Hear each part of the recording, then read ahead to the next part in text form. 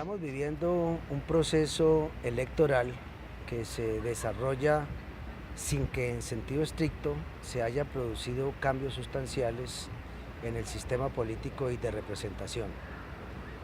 Las reformas previstas en La Habana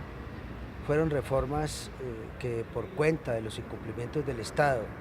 y particularmente en este caso del Congreso de la República no se pudieron llevar a cabo. Una reforma político-electoral quedó como una tarea pendiente e igualmente las circunscripciones especiales territoriales de paz tampoco fueron aprobadas por el Congreso de la República. De tal manera que el proceso electoral que estamos viviendo es un proceso que se caracteriza por lo que ha ocurrido históricamente en el país, plagado de mafias, de corrupción, de clientelismo, de compra y venta de votos, en el que prácticamente los resultados electorales ya están definidos por anticipado. Desde luego que siempre hay que tener en cuenta que puede haber factores que modifiquen o alteren la situación, porque en todo caso, entre tanto cuenta en el país el voto de opinión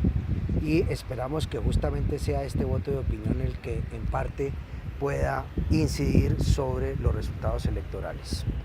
Pero además de ello hay que señalar que el proceso electoral se lleva a cabo sin que se hayan modificado de manera significativa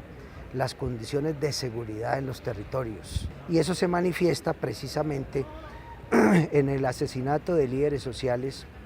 se manifiesta igualmente en el asesinato de excombatientes de las FARC y de miembros de sus familias. En el caso de los primeros estamos hablando de más de 250 tras la firma del acuerdo de paz y en el caso de los segundos de más de 50.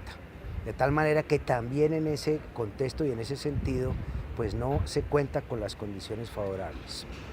Lo que sorprende es que en medio de esas dificultades, en medio de ese contexto problemático del que estamos hablando, sin cambios institucionales, con continuidad en las condiciones de inseguridad y de persistencia de estructuras de contrainsurgencia, haya sectores que en el país pues nos estén hablando de una contienda política electoral que se desarrolla en condiciones de igualdad. Esa no es la situación. Evidentemente para las fuerzas opositoras, vistas de conjunto para el campo democrático y popular, la contienda electoral no ofrece las mejores garantías, no ofrece las mejores posibilidades y en todo caso en medio de ello desde luego esperamos que se produzcan los mejores resultados. Como ya no se puede hablar explícitamente del enemigo de las FARC, ahora se habla del enemigo castrochavista. Se ha construido toda una fábula respecto de un concepto que en sentido estricto no tiene ningún asidero ni ninguna posibilidad de fundamentación, pero que simplemente trata de mostrar que la perspectiva de construir proyectos alternativos en nuestro país estaría cifrada, estaría marcada por un destino manifiesto que sería el destino de lo que está pasando en Venezuela y que sería el destino de lo que se vive en Cuba. Esa situación es definitivamente inaceptable, no solo por cuanto no tiene ninguna fundamentación, sino porque estamos hablando de realidades distintas. Las trayectorias históricas de Cuba y Venezuela ni siquiera son comparables en sí mismas, sí han representado cambios estructurales e importantes para la sociedad.